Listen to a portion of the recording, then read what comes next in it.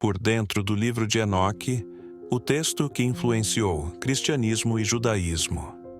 Por que este vídeo é importante? Se você já leu a Bíblia, talvez não saiba que uma de suas passagens se conecta diretamente ao livro de Enoque.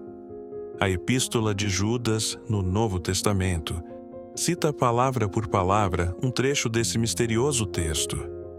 Além disso, o livro de Enoque influenciou profundamente autores como Santo Agostinho e Orígenes, moldando parte do imaginário religioso que deu origem ao cristianismo. Mas por que esse texto é tão influente e ao mesmo tempo desconhecido? E o que ele tem a nos ensinar sobre os primeiros séculos da tradição judaico-cristã? Neste vídeo, vamos mergulhar em suas histórias, explorar suas mensagens e descobrir como ele permanece relevante até hoje.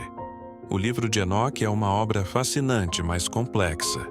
Ele não é um único texto, mas uma compilação de 5 partes principais, cada uma com suas histórias e propósitos distintos. Vamos abordar cada uma delas e entender o que elas dizem sobre o mundo antigo e nossa conexão espiritual. Primeiro livro dos Vigilantes, a queda dos anjos e o dilúvio.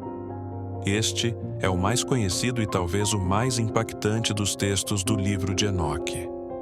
Ele narra como um grupo de anjos, chamados de vigilantes, desceram à terra, atraídos pelas mulheres humanas, com quem tiveram filhos gigantes, os Nefilim. Esses gigantes se tornaram uma força destrutiva, consumindo recursos, atacando a humanidade e até mesmo devorando uns aos outros. Os vigilantes ensinaram aos humanos conhecimentos avançados, mas perigosos: magia, astrologia, metalurgia e o uso de cosméticos, provocando uma corrupção generalizada. Deus então intervém enviando anjos como Rafael, Miguel e Gabriel para derrotar os vigilantes e os Nefilim, culminando no dilúvio que purifica a terra. Enoque, como homem justo, é elevado aos céus antes do desastre. Ele presencia visões de reinos celestiais e infernais, antecipando a ideia de céu e inferno que se popularizaria no cristianismo. Segundo, Livro das Parábolas, o Filho do Homem e o Juízo Final. O livro das parábolas é particularmente intrigante porque apresenta uma figura chamada Filho do Homem, que lidera o exército celestial no juízo final.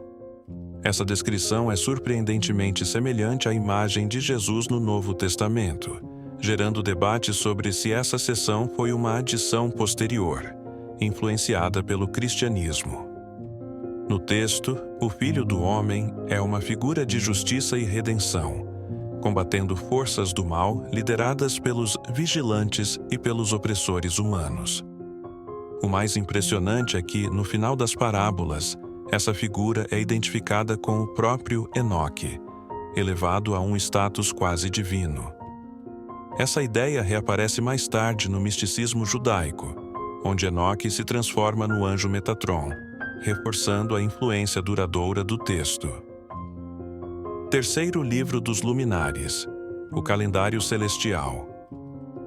Essa parte é um desvio dos temas apocalípticos. Aqui, o foco está no cosmos e na criação de um calendário baseado no ciclo solar de 365 dias.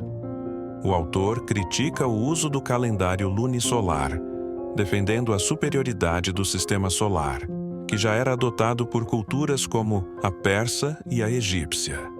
Essa seção demonstra como debates aparentemente técnicos, como o calendário, estavam profundamente ligados à prática religiosa. Por exemplo, definir quando celebrar a Páscoa ou o Jubileu dependia dessas discussões. Curiosamente, no Gênesis, é dito que Enoque viveu 365 anos, um número que parece reforçar sua conexão com o calendário solar. Quarto livro dos Sonhos.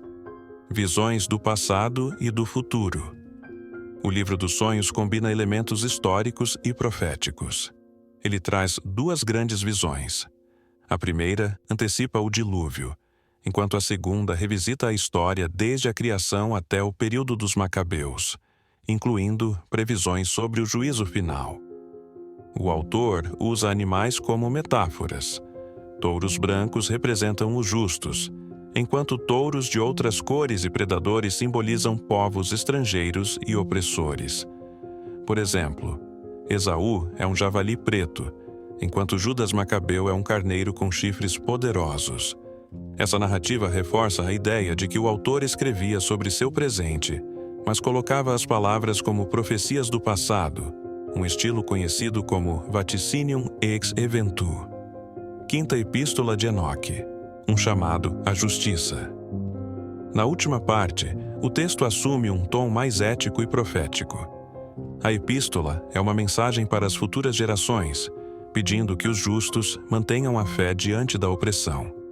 Ela condena os ricos e poderosos que exploram os pobres e promete a chegada de um juízo que trará justiça. É um clamor por esperança e renovação, com promessas de cura e redenção para os oprimidos. Essa mensagem ressoou profundamente em contextos de crise, como o domínio grego e romano sobre os judeus, tornando o livro de Enoque uma fonte de consolo e inspiração. O livro de Enoque não entrou na maioria das Bíblias, mas sua influência é inegável.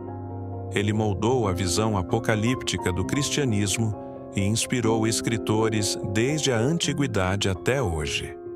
A ideia de anjos caídos, o juízo final e um Salvador celestial são temas centrais que o livro ajudou a estabelecer.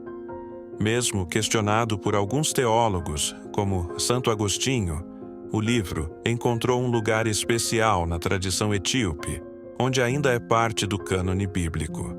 Sua mensagem de justiça e redenção continua relevante, oferecendo um lembrete poderoso de que, mesmo em tempos difíceis, a esperança pode prevalecer. E como isso pode mudar sua vida? O livro de Enoque é mais do que um texto antigo. Ele nos desafia a pensar sobre questões como justiça, poder e redenção.